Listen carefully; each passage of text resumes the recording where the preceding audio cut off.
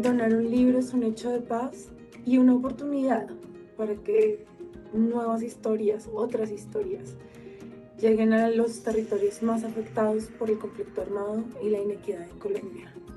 Todas y todos podemos ayudar a que la paz se siga escribiendo en el Bajo Cauca, en el Catatumbo, en el Pacífico nariñense, en el Chocó y en el Guaviare. Territorios que sufren graves tragedias a causa de la violencia armada. Únete y dona un libro nuevo o en perfecto estado para que el poder transformador de la lectura llegue a los niños y niñas, jóvenes y adultos de las zonas que más lo necesitan.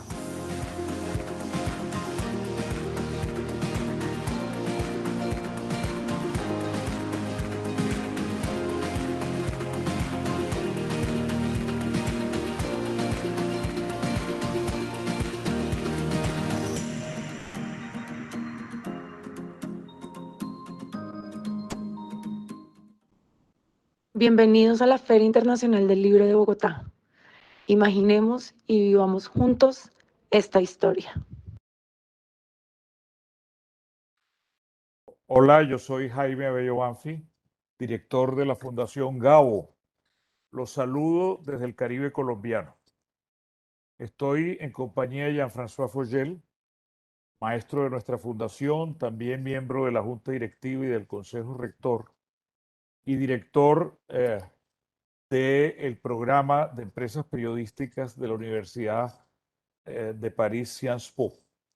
Y con él vamos a hablar sobre el tema de la desinformación. El título de esta charla, de esta conversación, que ha comenzado un poco tarde y quiero pedir disculpas por razones estrictamente técnicas de compatibilidad de sistemas que nos tardamos un poco en resolver, pero ya estamos acá. Y esta charla, en primer lugar, quiero agradecer que la demos en el marco del encuentro de periodismo de la Feria Internacional del Libro de Bogotá y con, por supuesto, la curaduría de la Universidad Externado de Colombia. Para la Fundación el tema es absolutamente relevante y lo es, entre otras cosas, porque este año hemos lanzado un libro que ha tenido una gran acogida y es una buena manera de comenzar a recordar que el libro sobre el periodismo ante la desinformación es un libro reciente, descargable gratuitamente de la plataforma de la Fundación Gabo, y en el cual 7 expertos, uno de ellos, Jean-François Fogel, y además de una manera muy protagónica, porque esos 7 expertos participaron en los eventos del último Festival Gao, que se hizo de manera virtual en 2020, tratando el tema de la desinformación. Es el festival que hacemos en Medellín, con la ciudad, con Sura, con Bancolombia, y que cada año va abordando distintos temas. Este año, el último de la desinformación, y como digo, 6 invitados, pero Jean-François en particular nos acompañó en varios encuentros con periodistas de todo el continente. Y aquí quiero recordar que 5 años antes, o 4 años antes mejor, en el 2016, en Medellín tuvimos la presencia de Martin Baron, el director en ese momento, archiconocido periodista del Washington Post. Y él habló sobre lo que se venía con las elecciones en los Estados Unidos y habló de la desinformación. Una de las cosas que recuerdo que decía era que un riesgo importante para el periodismo las noticias falsas era que, un poco comparando con esa metáfora de la economía que dice que la moneda de baja calidad desplaza del mercado a la moneda de mayor calidad, es decir, de un metal más noble. Y por lo tanto las noticias falsas, entre otros problemas, corrían el riesgo de que la gente perdiera la capacidad de distinguir la información de calidad y terminiera prefiriendo lo que llamamos de manera genérica noticias falsas, y que 4 años después, porque ese 2016 fue un año clave en el cual hubo una serie de acontecimientos políticos, uno de los cuales fue la elección de Trump, que dio mucho que hablar durante los 4 años siguientes, pero otro fue en el caso colombiano, el año del plebiscito, en el que se sometió a legitimación pública el acuerdo de paz. Y justamente la opción de la paz perdió por unas pocas fracciones. Pero luego, uno de los temas que más polémico fue cuando intervino el, eh, el líder o director de la campaña por el no, y habló de cómo se habían usado las redes sociales, aprovechando que el modelo de las redes sociales maneja emociones para, con base en una información muy cuidadosa, tratar de orientar las emociones y las respuestas de los votantes. Todo eso fueron los inicios de lo que hoy en día es ya un campo teórico que se llama desinformación organizada. Antes decíamos noticias falsas, ahora se habla de desinformación de manera genérica. Y creo que una buena manera de abordar el tema para preguntarnos sobre el papel del periodismo es tratar de caracterizar qué es la desinformación y por qué ocurre, por qué ha crecido tanto al punto que ya lo consideramos algo que está muy metido y que va a ser determinante para el funcionamiento de la democracia, pero también de las sociedades y de los mercados. Entonces le propongo a Jean-François Fogel, a quien le doy la bienvenida y agradezco que a esta hora de París esté acompañándonos en vivo, que hablemos de esa caracterización de qué es la desinformación para poder ver luego cómo la manejamos desde el periodismo. Bueno, buen día para todos. Si es de noche en París y voy a añadir mis disculpas por el atraso.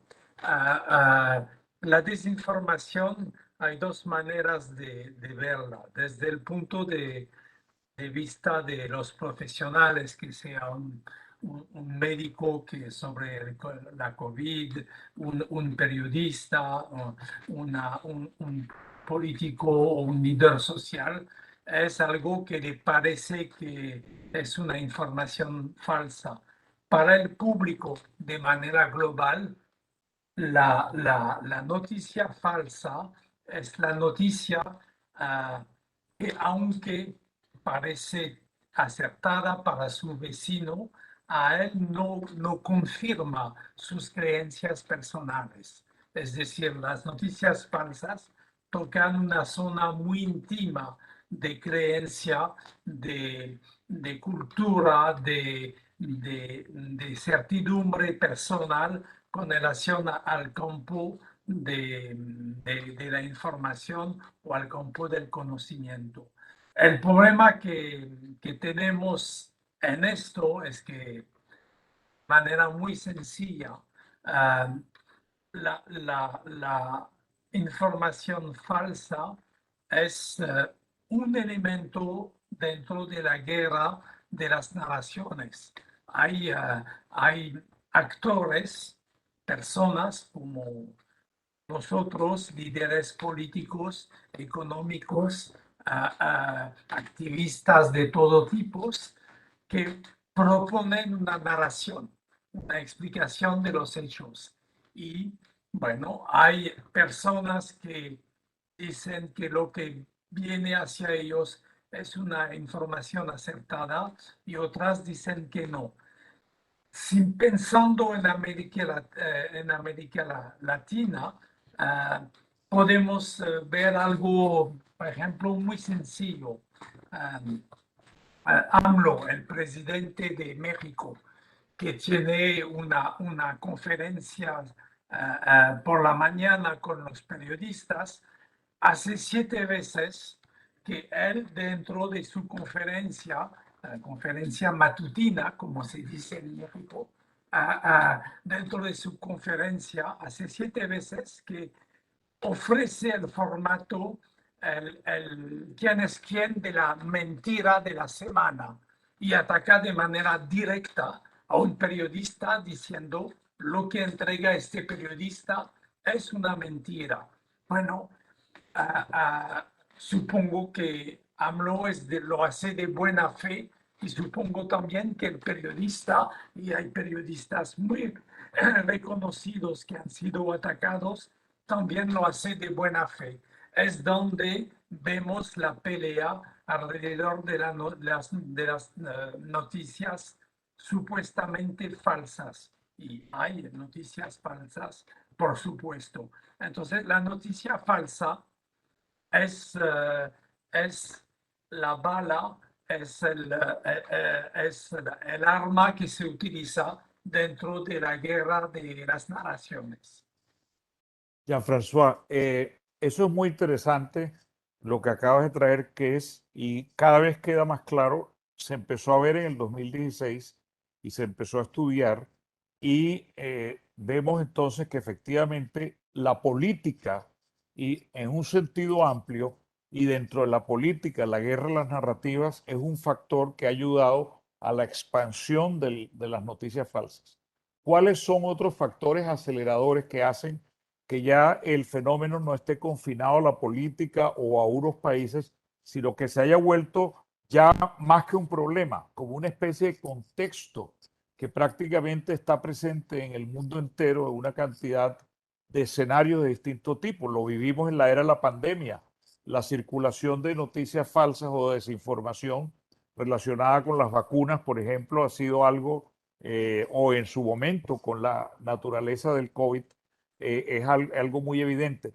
¿Cuáles son esos factores aceleradores? Uno es la política, claramente, y la lucha de las narrativas, y cómo la desinformación es una herramienta de manipulación o de propaganda como otras. ¿Qué más podríamos señalar? La palabra política la vamos a ampliar diciendo la vida pública. La vida pública es el concepto clave, porque lo que vemos claramente es que en este momento en Colombia nadie duda que Anthony Zambrano llegó segundo en el 400 metros de los Juegos Olímpicos. Nadie dice que fue primero o tercero o no sé. La noticia falsa existe en el sector de la vida pública, política, medicina cuando tiene que ver con la pandemia, economía cuando se ataca a ciertos actores de este sector. Esto corresponde a un cambio muy fuerte a 2 niveles. El primer cambio tiene que ver con el entorno tecnológico de las noticias. Es decir, no se puede apartar cuando uno habla de información el soporte tecnológico y el contenido. Es decir, el soporte técnico incluye dispositivos de algoritmos, como todos saben, de dispositivos de alertas, dispositivos para compartir en el celular vida de un grupo en las redes sociales, que hace que más allá del contenido hay una dinámica que empuja el contenido. Esto es una parte. El segundo aspecto. Jean-François, pero hago una anotación a ese respecto. Uno de los elementos principales de esa dinámica es la manera como las redes sociales tienen su modelo de negocio, basado un poco en la explotación de las emociones y de los sesgos que caracterizan a las personas. Esto es cierto, pero sobre todo, aún más que esto, la emoción es el motor. La tecnología es lo que da el alcance a la emoción y que transforma la emoción en estos procesos que vemos en línea. Esto es la parte tecnológica. La segunda parte, que me parece bastante obvia, es que el contexto de las noticias cambió por completo. Es decir, hablamos de periodismo. El periodismo es muy vinculado a la idea de la democracia, muy vinculado a la idea de que un ciudadano mejor informado actúa de manera más eficiente, más responsable y contribuye al funcionamiento de la democracia. La democracia no está en este momento en la misma situación que hace pocos años. A mí me parece muy importante cuando Biden viene a Europa en junio, está en el G7 con muchos, G7, perdón, con muchos otros líderes, y él dice, los historiadores del futuro van a hacer su tesis para decir quién ganó en la lucha que hay hoy en día entre los demócratas y los autócratas. Es cierto que aparecen, aparecen gobiernos autoritarios en muchos países, se reforzan en muchos otros países, que ellos se apoyan en los recursos del mundo digital y que hace que el entorno del periodismo no es el mismo. El periodismo no es bienvenido en muchos casos. Lo he dicho con relación a AMLO en México, citando un ejemplo, pero es el caso en muchos países donde hay esta guerra de narraciones entre los políticos. Y esto hace que es muy difícil pensar que el periodismo vive de la misma manera. Aún más porque tenemos que guardar en la mente que se transformó la información por culpa de todo lo que hemos dicho. La información antes era de manera mayoritaria. Lo que ocurre hoy en día es lo que se dice. Es la máquina terrible del mundo digital. Funciona mucho más alrededor del comentario y de la resonancia social que al nivel del propio hecho. Entonces, el entorno cambió por completo en este aspecto. El entorno, sobre todo, favorece este tipo de circulación de desinformación en los contextos, llamémoslo clásicamente democráticos. Paradójicamente, algunas de esas potencias autoritarias que utilizan muchas veces la estrategia de la desinformación como un arma geopolítica se caracterizan por tener un alto grado de control tecnológico sobre sus ciudadanos, a veces con demostraciones de éxito. En cambio, en la democracia, para quedarnos por ahora en el contexto institucional, pareciera que la libertad de expresión, de una u otra manera, también debe garantizar hasta la posibilidad de que la desinformación circule y que sean los ciudadanos los que digan si creen o no creen, si siguen o no siguen. Y tal vez la única contención democrática que podría haber es que quien esté afectado, golpeado, dañado por un ataque reputacional, por ejemplo, con desinformación, siempre tiene al final el expediente de acudir a la justicia y pedir que se le resarza. ¿Tú cómo ves ese problema de que aparte, digamos, del desprestigio, del mal momento o de la confusión alrededor de la noción de democracia, pues es que es muy difícil crear armas dentro de la democracia contra la No, desinformación? francamente es muy difícil, es decir, se puede, esto existe de hace mucho tiempo, se puede hacer una demanda en justicia por razones de daño personal, de insultos, de daño a su reputación personal, pero la lucha hay varias maneras de luchar con las noticias falsas. La lucha es muy difícil al nivel de la justicia. Si miramos las grandes multas que hay en contra de Google o Facebook, la verdad es que la gran multa que Google intenta rechazar, que va a hacer, que tiene que volver en el Congreso, en la justicia, en, en Estados Unidos, son casi 5.000 millones de dólares de multa, pero es por abuso de posición de dominación en el mercado.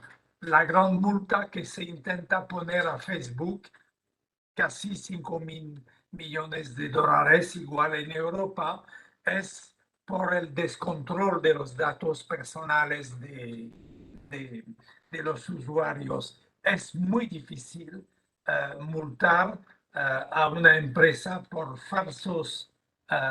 por falsa información, por una razón sencilla, es que hay que demostrarlo. Bueno, hace pocos días en Rusia se multó $100.000 o casi $100.000 a Twitter, porque en Twitter circuló la convocación, la llamada para una manifestación desautorizada. Entonces, el gobierno de Putin dice, información falsa, multamos a Twitter, pero es un poco como el nuevo decreto ley que salió ayer o anteayer, no sé si me acuerdo bien, en Cuba, el decreto ley 35, noticias falsas, la misma cosa, personas que convocan a una reunión que no es autorizada por el Partido Comunista, es una noticia falsa. Bueno, vemos a través de... Sancionable, además, sancionable. Sí, sí, sí. Lo vemos de manera indirecta, que al nivel legal es muy difícil combatir. Al nivel tecnológico, me parece que también es muy difícil, por una razón, es que lo que es verdad hoy quizás no se va a mantener como verdad mañana. Por ejemplo, en el momento en que Trump decía que el COVID viene de una filtración de un laboratorio en China, muchos medios en el mundo del norte global de Europa y Estados Unidos dijeron que era una mentira de Trump, y hubo fact-checking denunciando lo que había dicho Trump. Y ahora, al revés, los mismos medios te dicen que sí, que es una hipótesis que parece bastante sólida, que tiene gran validez y que hay que verlo a fondo. Entonces, esto es la segunda razón, es que es muy difícil armar una tecnología. Pensamos, por ejemplo, en la inteligencia artificial, apoyándose en un contenido que va cambiando. Entonces, esto a este nivel no se puede tampoco esperar mucho. Yo creo que vamos a vivir con una guerra de las naciones que no se va a terminar. Vamos a vivir esto con esto, que va a ser una especie de ética de fondo. ¿Dónde tiene lugar la guerra? Lo sabemos perfectamente. En las redes sociales, por una parte, en las relaciones entre la prensa y los líderes, lo que he dicho sobre AMLO, sobre todo esto, y vemos venir una nueva guerra a través del concepto del metaverse, de que habló Zuckerberg. Quiere conectar el mundo real y el mundo virtual. Entonces vamos a tener otra oportunidad para tener guerras de fronteras. Yo creo que no hay que ser pesimista, hay que ser pragmático y realista y decirse que esto va a seguir durante mucho tiempo. Chávez, en su época, hablaba de la prensa y decía la relación entre el poder político y la prensa es una guerra de baja intensidad. Se equivocó. la intensidad es más fuerte que lo que él pensaba. ¿Quién decía eso? Que no te entendí. Chávez Chávez, antes de Maduro en Venezuela, sí. Claro. Bueno, hay otro par de elementos y es el cambio tecnológico aparentemente va a favorecer la difusión de desinformación. Y segundo, hay mucha gente que gana plata con eso. ¿Por qué no hablamos de esos dos aspectos, del negocio? ¿En qué consiste el negocio de la desinformación y por qué es previsible que en América Latina esto va a ser cada vez estar más presente? Bueno, el negocio se apoya, tal como lo has dicho, quizás el combustible es la emoción, la voluntad de participar, de compartir, de comentar, de involucrarse. Entonces, este combustible que tiene que ver con las emociones humanas, esto alimenta el engagement, el involucramiento y la actividad en las redes sociales. Y el modelo de las redes sociales se apoya de manera clara en la actividad humana. ¿Qué quiere Google? Que vamos cliqueando sobre enlaces. ¿Qué quiere Facebook? Que vamos compartiendo lo que vemos en el newsfeed de nuestra página. Y entonces la lógica, la lógica absoluta es que ellos quieren mantener una gran actividad de la audiencia. Yo no veo la posibilidad de una bajada de esto. Si miramos el informe del Instituto Reuters que fue traducido por la Fundación, vemos que en Colombia 45% de los colombianos dicen informarse a través de WhatsApp y 67% a través de Facebook. Entonces, no hablamos de un rincón aislado, hablamos de algo que ocupa un espacio central en la sociedad colombiana como en las otras. Es muy difícil pensar o identificar un factor que permita pensar en una bajada de las noticias falsas. La otra razón fundamental es que el periodismo no vive más en un rincón. El periodismo utiliza las mismas tecnologías que los otros medios. El periodismo aparece en la misma página de una red social que el buen content, la publicidad, la propaganda, los recados de los amigos. No hay un rincón aislado para el periodismo. El periodismo compite con la serie de Netflix. El periodismo no vive en un mundo aislado y esto hace que hay personas que leen cosas, que ven cosas, porque estas cosas le gustan y a veces estas cosas son periodismo. Esto es lo que pasa.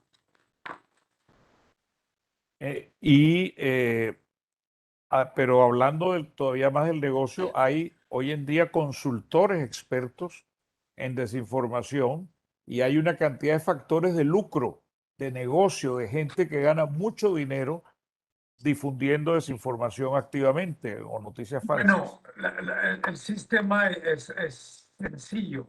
Es decir, si tú tienes una gran actividad en YouTube, te van a pagar, no sé, si tienes para 1000 suscriptores y con una cierta actividad, te van a pagar, según los casos, entre $0,4 para 1000 suscriptores y a veces hasta $4. Bueno, y entonces si tú tienes 1 millón de suscriptores o 300,000, ya tienes un negocio, ya puedes funcionar. Y esto se repite en todos los sectores donde la actividad permite permite a estas redes hacer funcionar la publicidad.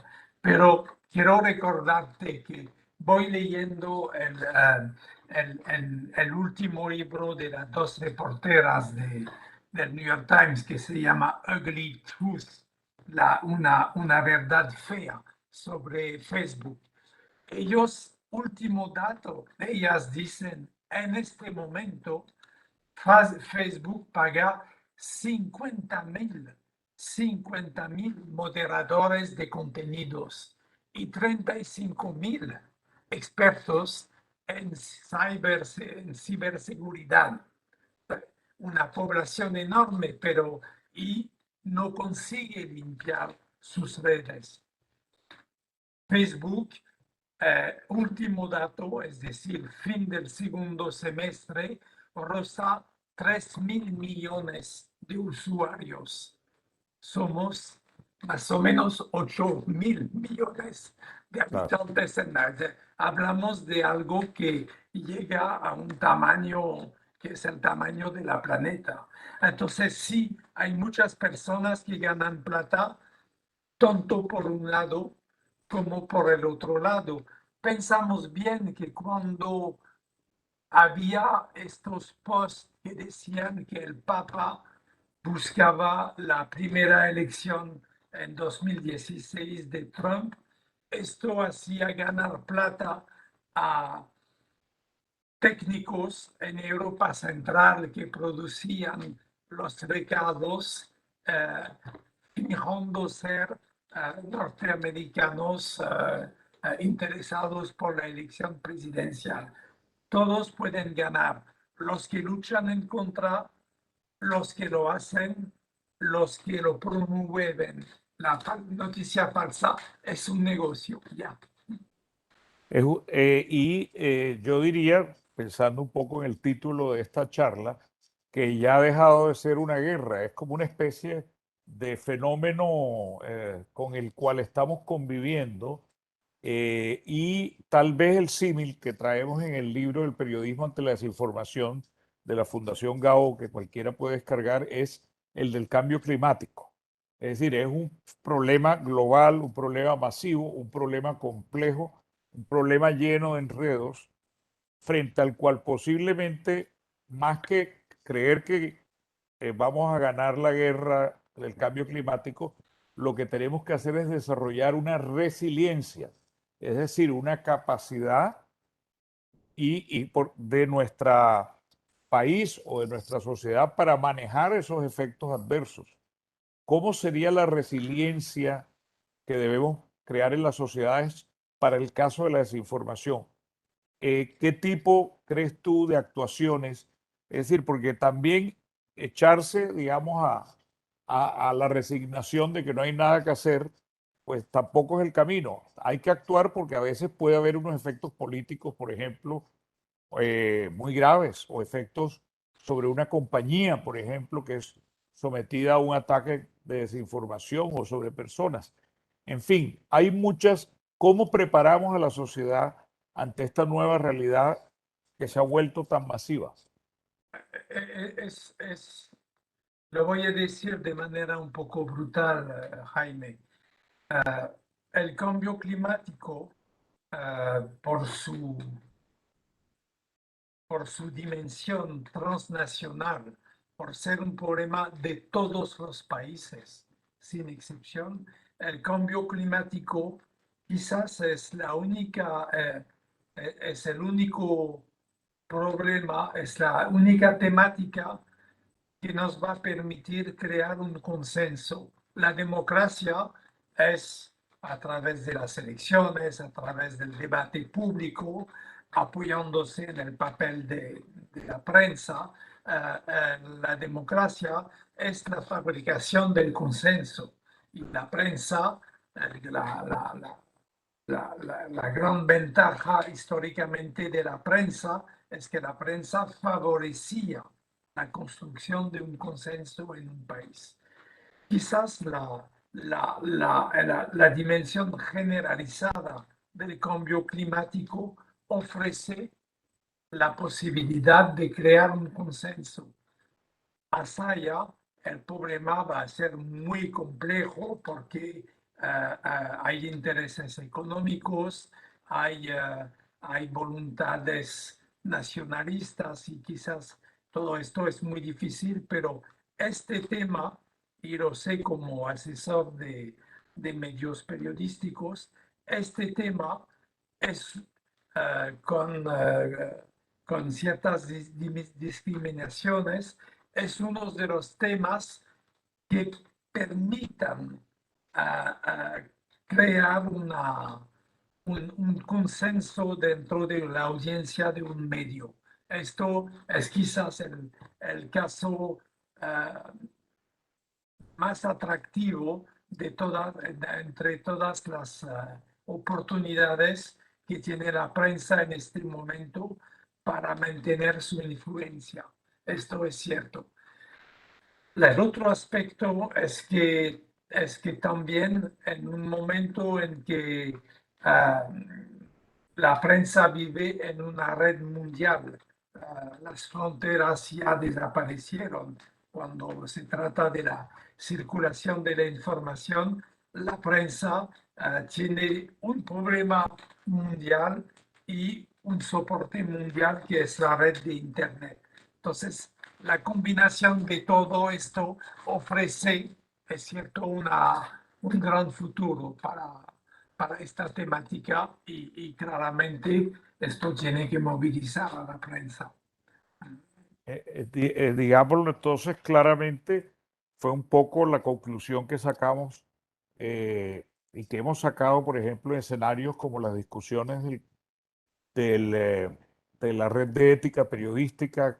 Estos encuentros es definitivamente tal vez el abordaje de la desinformación, más que un abordaje de guerra, es tal vez un abordaje de oportunidades. Es decir, no es un enemigo que nos va a vencer, es un enemigo que nos va a dar todo el tiempo nuevas oportunidades a los medios y el periodismo para hacer el trabajo que nos corresponde.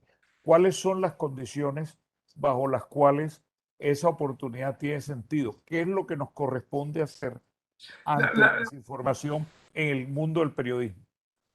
Volviendo a nuestro tema, a mí no me gustaba en el titular de la ponencia la idea de una derrota de la prensa. Yo creo que la prensa, como el resto del mundo, no gana y no pierde con las falsas noticias. Están y se van a quedar, sino que las falsas noticias configuran un reto, pero también una oportunidad.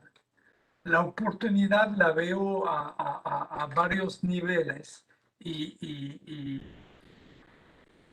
yo creo que primero en este gran desorden de que hablé, donde todo se mezcla, pues la prensa no tiene su soporte y su tecnología aparte. La prensa tiene la capacidad de hacer entender que su voz es distinta.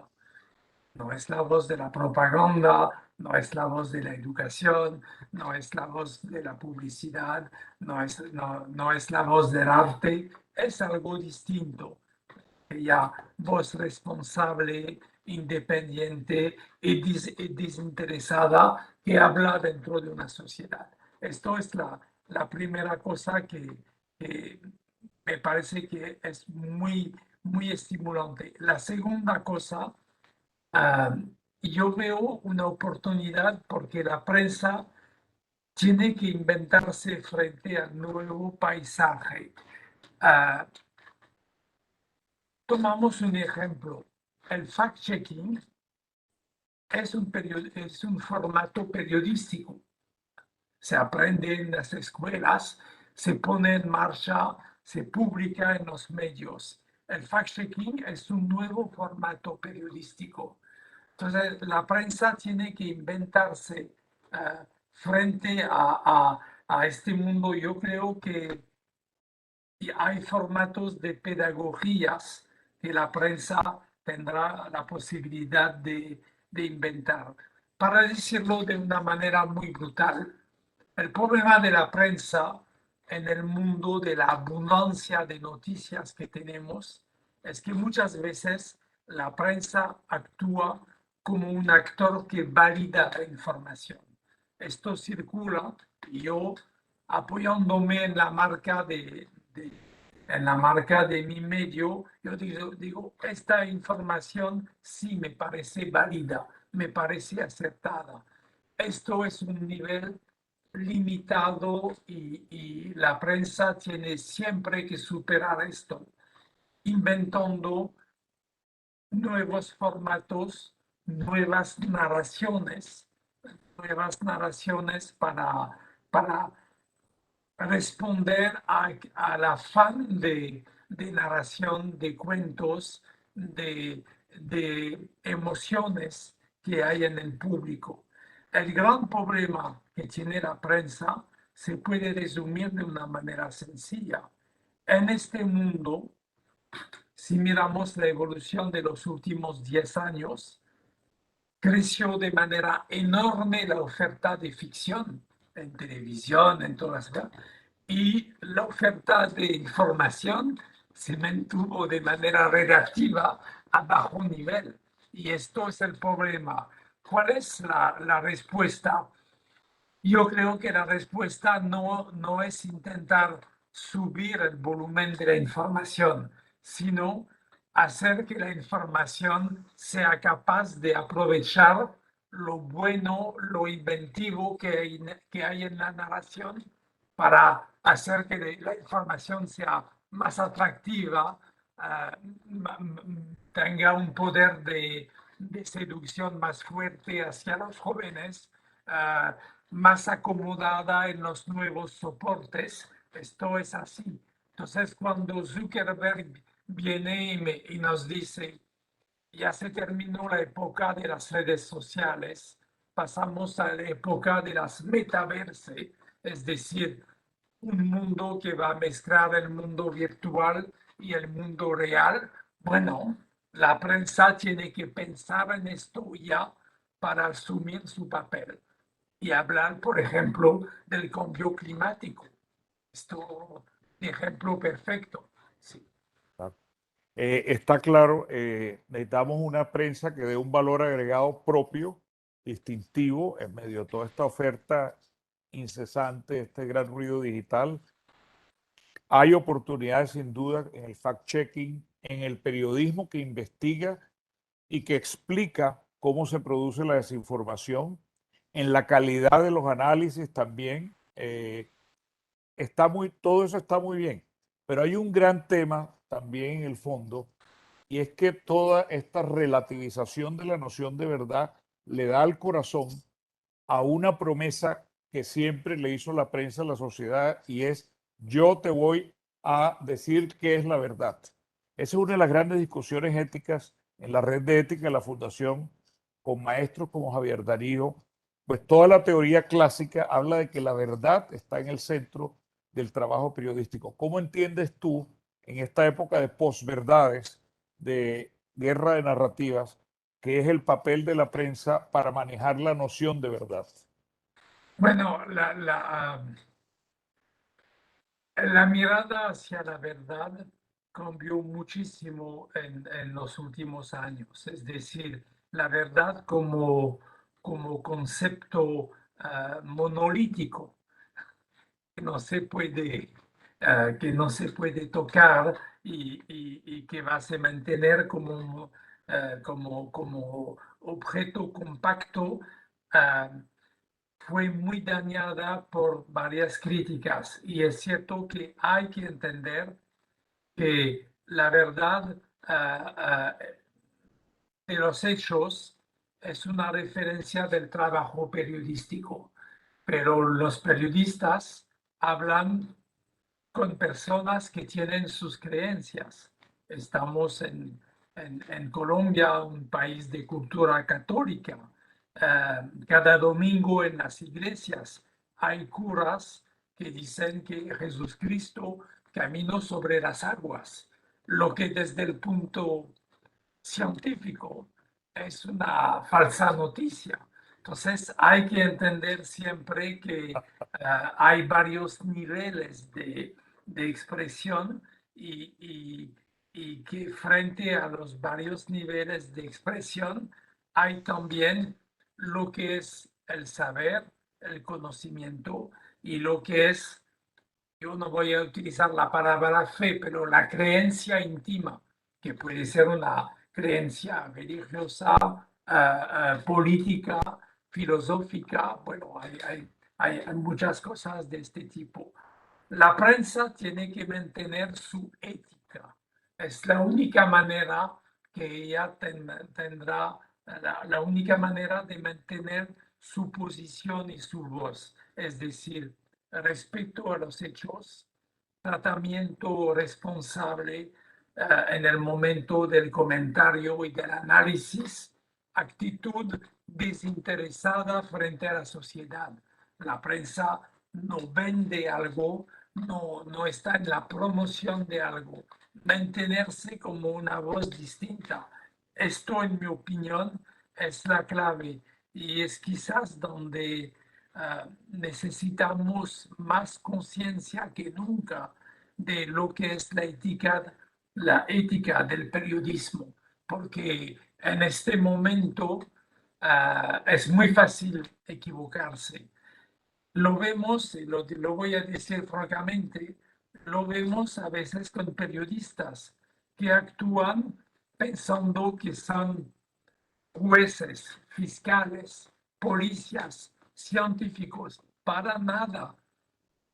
El interés de los periodistas es que tienen la capacidad de investigar dentro de estos oficios, sacar lo más interesante, ponerlo en forma y transmitirlo al público.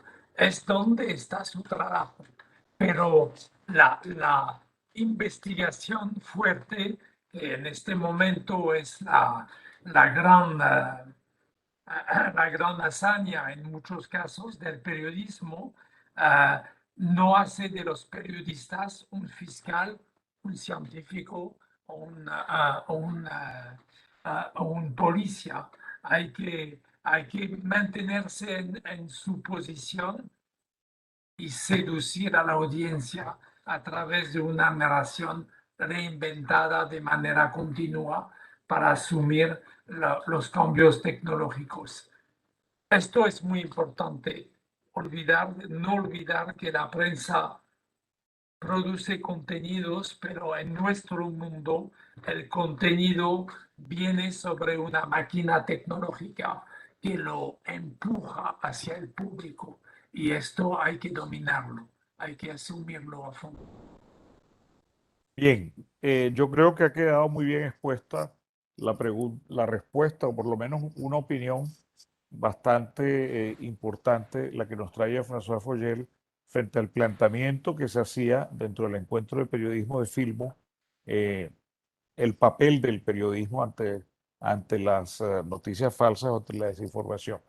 Pero este tema, que es un tema que va creciendo en su interés para el público y que ya ha quedado muy claro toda su complejidad, va a necesitar, digamos, sobre todo en momentos, por ejemplo, ahora vienen en Colombia las elecciones.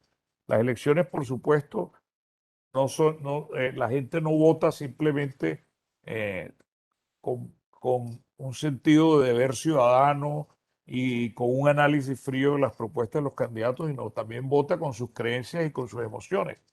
Entonces, en las elecciones, cuando la guerra de narrativas de que hablábamos posiblemente más se expresa, pero de todas maneras, no cabe duda que la desinformación puede hacer daño y puede hacer un daño importante a una sociedad eh, en la medida en que sea una manipulación masiva exitosa.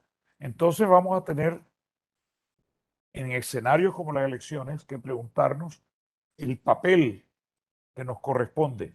Entonces hay varios papeles. A mí me gustaría, por un lado, que hablemos del papel del periodismo, pero ¿cuál crees tú que puede ser el papel de las tecnológicas? Por ejemplo, vimos lo que pasó en las elecciones norteamericanas frente a la situación de Trump, que en un momento dado se le quitó Ya después de las elecciones, pero en medio del fragor de los escrutinios, se le quitó la vocería en las redes sociales.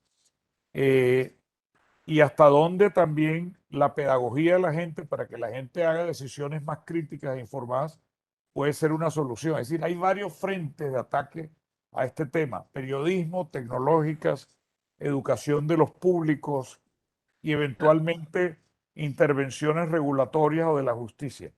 ¿Cómo ves tú ese escenario de cara, por ejemplo, a situaciones como las elecciones? En la situación, primero hay que ser humilde, es decir, en una sociedad muy polarizada como la sociedad colombiana, lo sabemos, la polarización favorece a la prensa, lo digo de manera brutal, pero es cierto que es más atractivo un conflicto fuerte, nutrido de manera continua, que el relato de una evolución blanda o una situación que no tiene su propia dinámica. Entonces la prensa tiene que entrar en el tema sabiendo perfectamente que hace parte de la sociedad colombiana y que en una manera ineludible va a sacar un beneficio de aquella polarización. Más allá, la prensa en Colombia, como en todo el mundo, no es la misma que hace 4 o 5 años. Es decir, sabemos que la desinformación y la manipulación existe en las redes sociales y en el mundo digital. Entonces, hay un sector de investigación que es un sector muy amplio.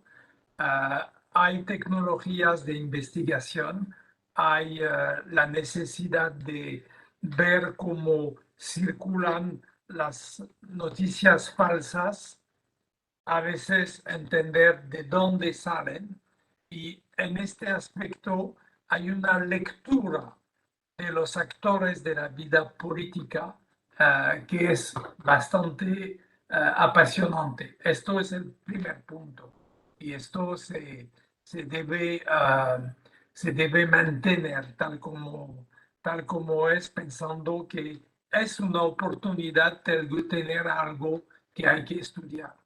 El segundo aspecto es asumir todo el papel completo de la prensa. La prensa es noticia en condenación de las elecciones, es noticias, es pedagogía y es análisis, sabiendo que todo lo que tú has dicho es absolutamente cierto y es mi creencia como profesor en este sector.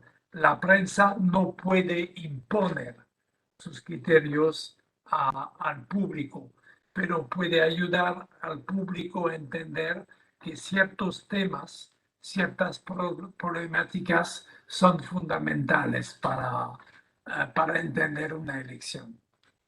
Muy bien, muchísimas gracias a Jean-François Fogel y gracias a toda la audiencia que nos ha seguido en esta charla de la Feria Internacional del Libro de Bogotá, y los invitamos a visitar la página web de la Fundación Gabo, donde encontrarán muchas más materiales sobre este tema de noticias falsas y desinformación. Gracias. Chao, chao. Chao.